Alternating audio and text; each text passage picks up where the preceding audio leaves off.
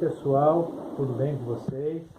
Estou aqui para saudar vocês mais uma vez e para ter uma continuidade na nossa mensagem da semana passada, Confissão de Pedro. Semana passada a gente começou a gravar essa mensagem, mas foi uma mensagem um pouco longa, né? E acabou dando ali o nosso tempo de 12 minutos e a gente parou por ali, né? Então vamos fazer a parte B da mensagem, Confissão de Pedro, continuação. Amém? Então, essa mensagem eu tenho como texto base Mateus capítulo 16, versículo 13 a 19, em que Jesus diz a Pedro que não foi a carne nem o sangue que revelou que ele era o Messias e que ele teria a chave do reino dos céus, não é? E a gente já falou a respeito da revelação, que para uma igreja ser edificada forte, uma igreja sendo edificada verdadeiramente nos padrões divinos, é preciso ter revelação da pessoa de Jesus, revelação da palavra e revelação do propósito de Deus individual para você. Porque você não pode construir num fundamento alheio, você não pode construir com a revelação do outro. Existem aqueles que têm uma revelação para ganhar almas através de curas e de libertações, mas nem todo mundo tem essa autoridade. Existe aquele que tem a revelação das finanças e ganha muito dinheiro e ajuda muita gente, mas nem todo mundo tem essa revelação. Você tem que ter a revelação de Deus individual para a sua vida. E você tem que ter a revelação dos fundamentos da palavra. E para você ter essa revelação, você precisa de uma vida de oração, de jejum, que hoje em dia não está tão comum se falar nisso, né? Está meio antiquado falar em oração e jejum, mas precisa-se um cristão raiz, um cristão verdadeiro, tem que ter uma vida de oração e de jejum e uma comunhão com a palavra. Qualquer revelação que esteja fora da palavra vira uma heresia.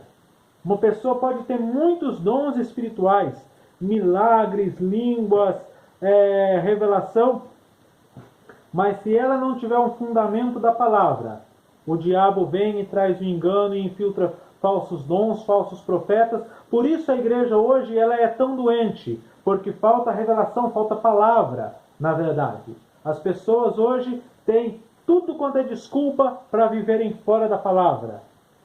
Arrumam, alguns até conseguem achar um versículo bíblico para torcer a Bíblia para justificar os seus erros, os seus pecados.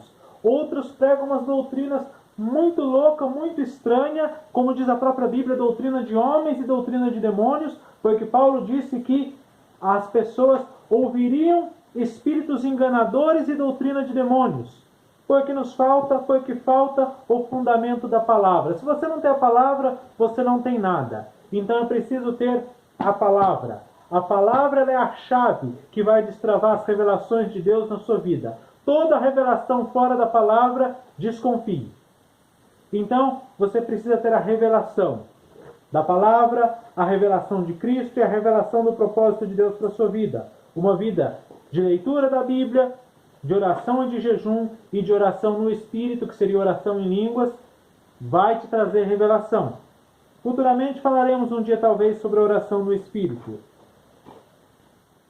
Sobre esta revelação, a igreja é edificada, o seu ministério é edificado. E as portas do inferno não prevalecerão. Quando fala que as portas do inferno não prevalecerão, muita gente imagina, o diabo vai nos perseguir, vai trabalhar contra a gente, mas não vai nos derrubar, eles não prevalecerão. Também é verdade, mas também é verdade que fala que nós vamos avançar contra o inferno, avançar contra as trevas, e elas não vão prevalecer, elas vão ter que ceder. Nós estamos aqui para oferecer resistência.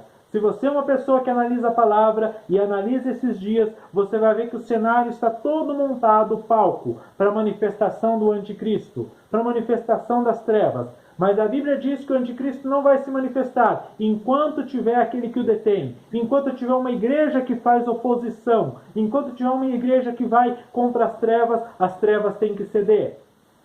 Isso quer dizer, as portas do inferno não vão prevalecer. Você vai orar, você vai determinar e o diabo vai ter que sair. Ele vai ter que cair. Ele vai ter que sair fora e abrir espaço para o reino de Deus ser estabelecido.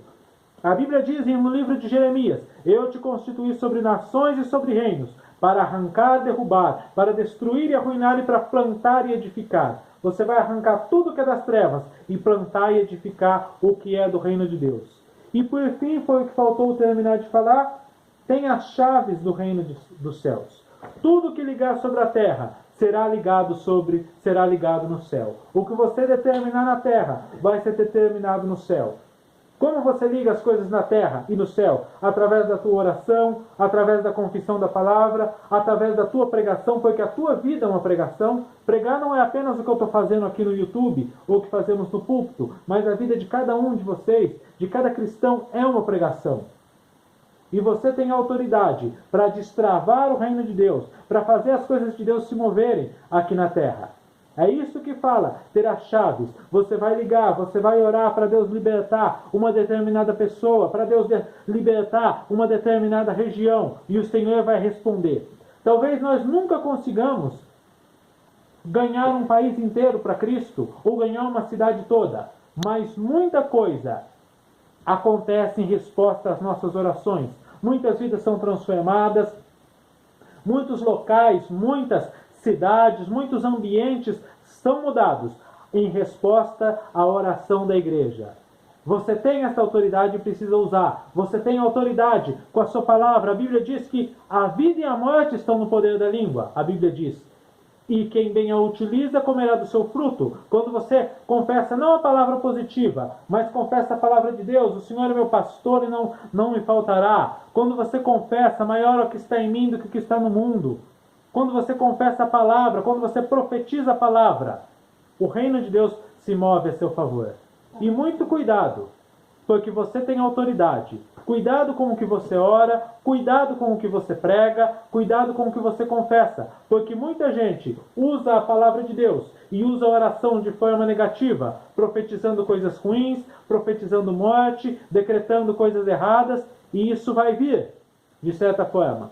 Porque a Bíblia diz que a vida e a morte está no poder da sua língua. A Bíblia diz que você tem poder na sua oração, que a oração do justo tem poder e eficácia. Então, você usa essas coisas para manifestar o reino de Deus, para trazer a vontade de Deus sobre a terra.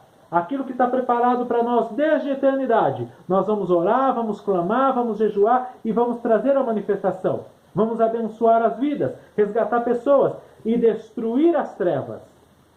Muito cuidado com aquilo que você ora, porque muita gente determina a destruição de outros, falência de pessoas, falência de ministérios e oram de maneira contrária ao propósito de Deus. Então você tem uma responsabilidade, você tem um poder, você tem uma autoridade, e com este poder, com esta autoridade, vem também a responsabilidade sobre a sua vida.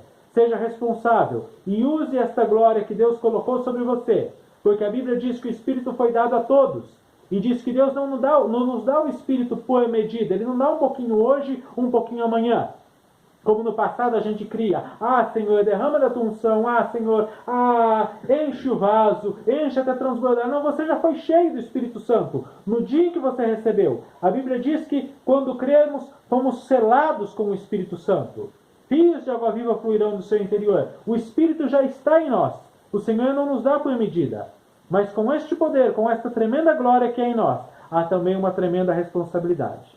O mesmo Espírito que ressuscitou Jesus dos mortos mora dentro de nós, diz a palavra de Deus.